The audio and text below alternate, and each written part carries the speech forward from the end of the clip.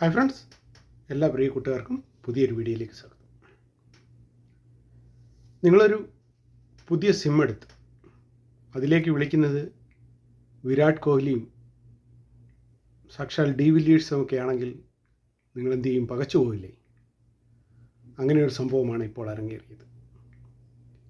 അതായത് ഛത്തീസ്ഗഡിലെ ഗരിയാബന്ദ് ജില്ലയിലെ മനീഷ് ആൻഡ് കേംരാജ് എന്ന് പറയുന്ന രണ്ട് ചെറുപ്പക്കാർ അവർ അവരുടെ ഗ്രാമപ്രദേശത്തെ ചെറിയൊരു മൊബൈൽ ഷോപ്പിൽ പോയി ഒരു റിലയൻസ് ജിയോ സിം വാങ്ങി. അങ്ങനെ ആ സിമ്മൊക്കെ വാങ്ങി അവർ മൊബൈലിലിട്ട് അവർ ആ നമ്പറിൽ വാട്സപ്പ് ക്രിയേറ്റ് ചെയ്തു. വാട്സപ്പ് ക്രിയേറ്റ് ചെയ്തപ്പോൾ രജത് പട്ടിദാർ, അതായത് RCBയുടെ നിലവിലെ ക്യാപ്റ്റനായ രജത് പട്ടിദാറിൻ്റെ ഫോട്ടോയാണ് വാട്സപ്പിൽ പെട്ടെന്ന് പ്രത്യക്ഷമായത്, DP. അവരത് വലിയ കാര്യമാക്കിയില്ല. അവരങ്ങനെ അത് ഉപയോഗിച്ചു പോരുന്നു. അവർക്ക് നിരന്തരം കോളുകൾ വരാൻ തുടങ്ങി. പല ക്രിക്കറ്റ് മേഖലയിൽ നിന്നുള്ള പല ക്രിക്കറ്റ് കളിക്കാരും കോച്ച്, അങ്ങനെയുള്ള പല ക്രിക്കറ്റ് മേഖലയുമായി ബന്ധപ്പെട്ട പലരുടെയും കോളുകൾ അവരുടെ മൊബൈലിലേക്ക് വരാൻ തുടങ്ങി.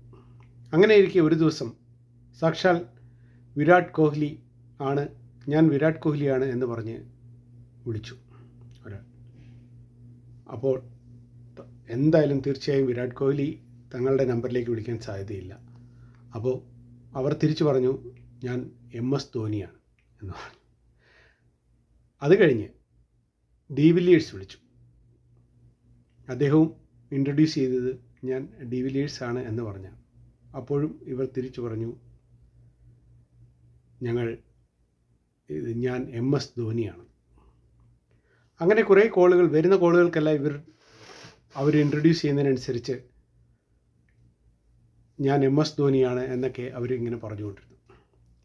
അങ്ങനെ ഒരു ദിവസം സാക്ഷാൽ രജത് പട്ടിദാർ തന്നെ ആ നമ്പറിലേക്ക് വിളിച്ചു. ആ നമ്പറിലേക്ക് വിളിച്ചിട്ട് പറഞ്ഞു, ഞാൻ രജത് പട്ടിദാറാണ്, ഈ നമ്പർ എൻ്റെയാണ്, എൻ്റെ കട്ടായി പോയ സിമ്മാണ് നിങ്ങൾക്ക് കിട്ടിയിരിക്കുന്നത്. ഇപ്പോൾ പുതിയ സിം എടുത്തപ്പോൾ ആ നമ്പറാണ് നിങ്ങൾക്ക് കിട്ടിയിരിക്കുന്നത്, ആ നമ്പർ എനിക്ക് തിരിച്ചു വേണം എന്ന് പറഞ്ഞു. അപ്പോഴും അവർ വിശ്വസിച്ചില്ല. അതേ ഡയലോഗ് തന്നെ അവർ ഇദ്ദേഹത്തോടും പറഞ്ഞു, ഞാൻ MS ധോണിയാണ് എന്ന് പറഞ്ഞു. അപ്പോൾ അദ്ദേഹം കുറച്ച് സീരിയസ് ആയിട്ട് പറഞ്ഞു, എനിക്ക് ആ നമ്പർ കിട്ടിയേ പറ്റൂ, ഞാൻ അല്ലെങ്കിൽ പോലീസിൽ കംപ്ലയിൻറ്റ് കൊടുക്കും, പോലീസ് നിങ്ങളുടെ കയ്യിൽ നിന്ന് അത് വാങ്ങിച്ചെടുക്കുമെന്ന്. അവരപ്പോഴും അത് വലിയ കാര്യമാക്കിയൊന്നും എടുത്തില്ല. അങ്ങനെ ഇരിക്കെ പോലീസ് തങ്ങളുടെ വീടിന് മുന്നിലെത്തിയപ്പോഴാണ് ആ യുവാക്കൾ സത്യം മനസ്സിലാക്കിയത്. ഇത് രജത് പട്ടിദാറിൻ്റെ കട്ടായി പോയ നമ്പറായിരുന്നു, വിളിച്ചത് സാക്ഷാൽ വിരാട് കോഹ്ലിയും ഡി വില്ലിയേഴ്സും ഒക്കെ തന്നെയായിരുന്നു എന്ന്. അങ്ങനെ എന്തായാലും പോലീസ് ആ സിം കണ്ടെടുത്ത് പട്ടിദാറിന് തിരിച്ചു നൽകി. എന്തായാലും യുവാക്കൾ ആ അമ്പരപ്പിൽ നിന്ന് ഇപ്പോഴും മുക്തരായിട്ടില്ല. ഓക്കെ ഫ്രണ്ട്സ്, പുതിയ വീഡിയോയുമായിട്ട് വീണ്ടും കാണാം.